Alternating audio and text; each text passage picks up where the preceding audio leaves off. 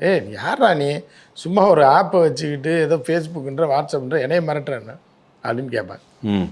இப்போ உங்களுக்கு என்னை பற்றி தெரியாதா? என்ன இவ்வளோ சொல்லி 10 வருஷமாக நான் வச்சுருக்கேன், நீங்கள் என்னை பற்றி என்ன சின்ன பையனா நினச்சிங்க நீங்கள் அப்படின்னு. யாரா நீ லூசுன்னு சொல்லுவாங்க. அப்படியா, சரி எலெக்ஷன் நெல்லுங்க, ஜெயிக்கிறீங்களான்னு பார்ப்போம்.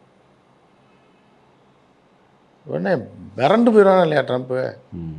உலகத்தின் நம்பர் 1 நாட்டோட அதிபர் என்கிட்ட வந்து சாதாரண கம்பெனி வச்சுருக்க ஒருத்தர் மிரட்டுறானா அப்படின்னு மிரட்டுன்னா என்னடான்னு குழம்பிடுவான். எல்லார்ட்டையும் டிஸ்கஸ் பண்ணுவான். தெரிலங்க, அவங்க ஏதோ பண்ணிகிட்ருக்காங்க, நிறையா ஃபாலோவர்ஸ்லாம் இருக்கான்றாங்க. ஒரு இதில் ஒரு 15 கோடி பேர் ஃபாலோ பண்ணுறான், அதில் 25 கோடி பேர் ஃபாலோ பண்ணுறான்.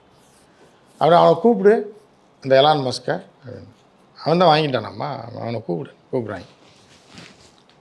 உடனே அவன் சொல்லுவான் எலான் மஸ்க், என்னது என்னையே கூப்பிட்றானா, அந்த வெண்ணையை வர சொல்கிறா.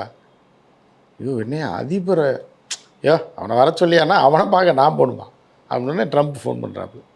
தம்பி என்னன்னு, நீ ட்விட்டர்லேருந்தே உன்னை தூக்கியாச்சே, நான் அதிபர்ரா, அமெரிக்கா அதிபர், இருந்துட்டு போ, ட்விட்டர்லேயே நீ இல்லையே, நீ ஏன் நாட்டில் கம்பெனி வச்சுருக்க, நான் தான் இந்த நாட்டோட அதிபர், இருந்துட்டு போ, எனக்கு என்ன. பருத்தி வீரனில் சொல்லுவாங்கல்ல, போய் பெரியவங்களை கூப்பிட்டான். அப்போ தான் வந்து ட்ரம்ப் ஷாக்காகிறாப்பில். எலெக்ஷன் வருது, ஆட்டையை முடிச்சிடுறாங்க ட்ரம்ப்பை. ட்ரம்ப்பை ட்விட்டரை விட்டே தூக்குறாங்க. நம்ம மோடிஜியை தூக்க முடியுமா? நீங்கள் ஏதாவது ஒன்று பண்ண முடியுமா இந்தியாவில்? தொட்டி நீ உயிரோடு இருந்துருவீங்களா? முதல்ல ட்ரம்ப்பையே தூக்குறாங்க. உலகத்தின் நம்பர் 1 நாடு அமெரிக்கா அதிபர் ட்ரம்ப்பு. அப்போ அவர் தான் நம்பர் 1. அவரை உன்னை ஆட்டைக்கு சேர்க்க மாட்டேன் போயான்னு தூக்குறாங்க. தூக்க முடியுமா? அவனை தூக்கிட்டான். ட்ரம்ப்னால் ஒன்றும் செய்ய முடியல.